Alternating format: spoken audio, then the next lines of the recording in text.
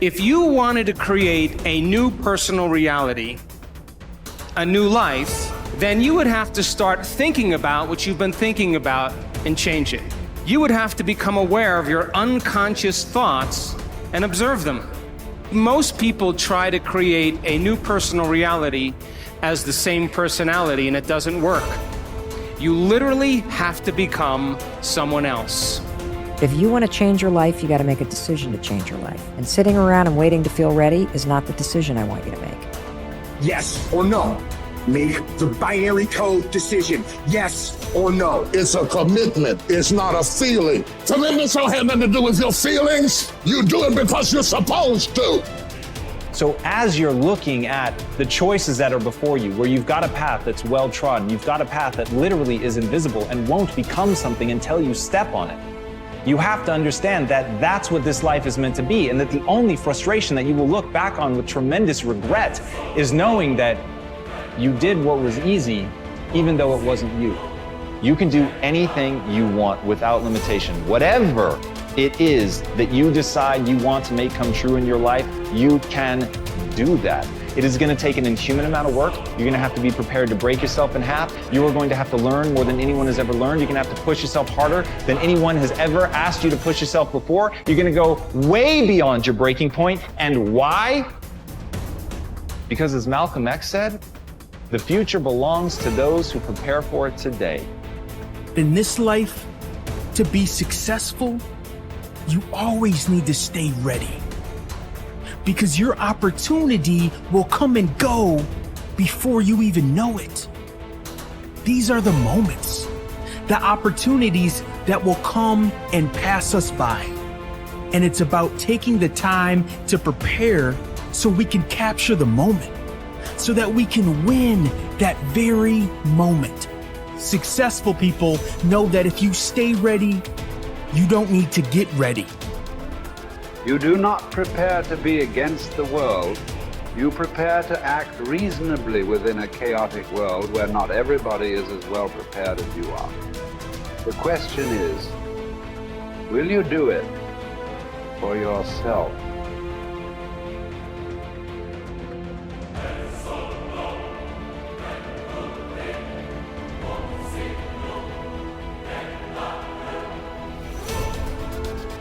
Manifesting is intentionally training your brain and your nervous system to believe in something that hasn't happened yet. That's what manifesting is. Manifesting is a power tool. It's backed by neuroscience. It is backed by years of research. And when used properly, it helps you achieve your goals because it helps you prepare to do the work. I use science-backed manifesting tools every single day to shut down the negative conversations in my life and to live a big life and to take big risks. And dude, Olympic athletes use manifesting. And we're going to get into how Olympic athletes and the world's leading, business leaders and successful people everywhere use it. But I'm telling you right now, the way you shut down your internal conversation that is holding you back is manifesting. Manifesting is one of the first things you have to learn how to do to get started on making this a reality. So what is manifesting? Manifesting is mentally training for getting what you want. That's all that it is. It is part of the toolkit that successful people around the world use. Let me tell you what manifesting is not. Manifesting is not thinking thoughts and then hoping they come true. That is what people do on their 7th birthday, and they blow out the candles. That is not what we are doing here. Manifesting is based in neuroscience. It is a tool that you are going to use precisely, intentionally, systematically, with purpose. Because you use manifesting to rewire your mind and your body and your spirit to help you do the work to achieve your dreams. When you use manifesting properly, you are removing the mental obstacles of self-doubt, resistance, fear, perfectionism, feeling overwhelmed, other people's expectations, all that stuff that is holding you in place right now, that makes you spin in circles. Manifesting clears that shit out, and it programs, using science, a completely different way of thinking and feeling about the things that you want to create in your life. And when you manifest properly, it's almost like the pre-game training that you do before the big game. It prepares you to take action. It boosts your confidence. It gets you ready to do that thing. There's 3 P's that you got to annihilate, crush, or destroy if they're getting in the way of your progress in a relationship or your career or your happiness or your health. These are the 3 P's that make learned helplessness. Number 1, you think the problem is permanent.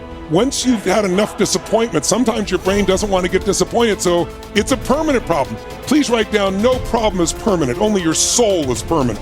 Nothing's forever. Everything changes, everything eventually ends, and something new begins. That's part of life. Those are the seasons of life. The second P that keeps people in learned helplessness so they don't change, this belief's got to be annihilated, broken through, and that it's pervasive. That means that because my relationship's not great, my whole life is horrible. Then you're forgetting you do have health, or you do have friends, or you do have a job, or you do have whatever. I can breathe. And the third one is we think the problem is personal.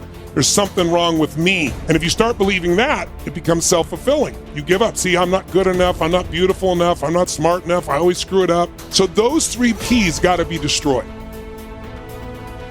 If we don't have a sense of purpose, then you're doing the thing you're doing just for the sake of doing it, right? Like I'm making money just for the sake of money. I'm turning this wrench just for the sake of turning this wrench.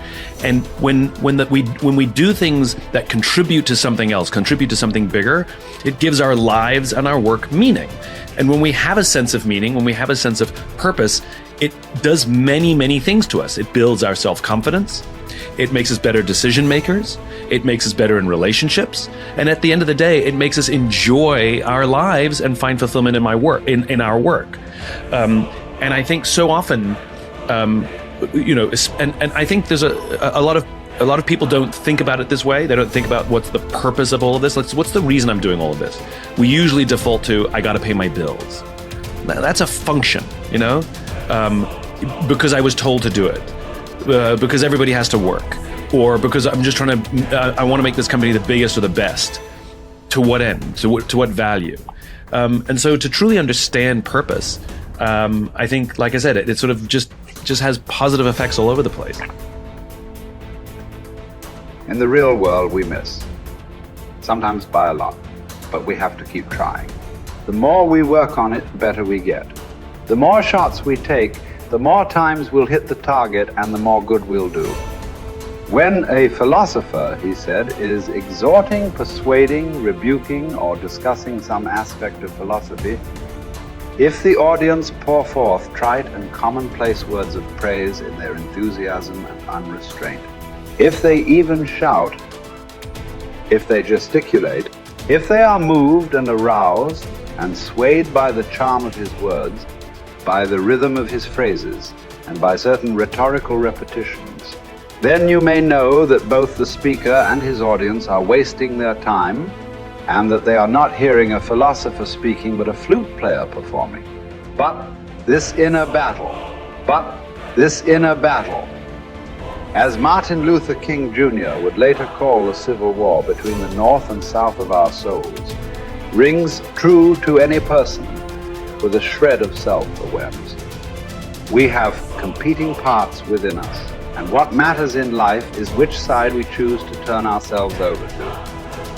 One must design one's life, Posidonius said, to live contemplating the truth and order of the universe, and promoting it as much as possible, being led in no respect by the irrational part of the soul comes his way. A wise man can make use of whatever comes his way, he said, but is in want of nothing.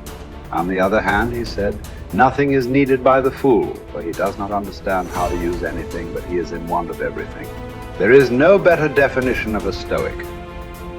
To have but not want, to enjoy without needing. The ending day sees them brought low. If the breaking day sees someone proud, the ending day sees them brought low.